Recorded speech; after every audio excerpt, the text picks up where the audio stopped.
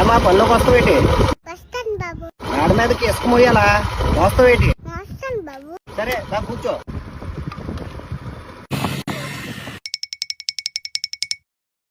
అమ్మా ఇసుక అంతానా మేడ మీదకి మోయాలి. అలాగే బాబు.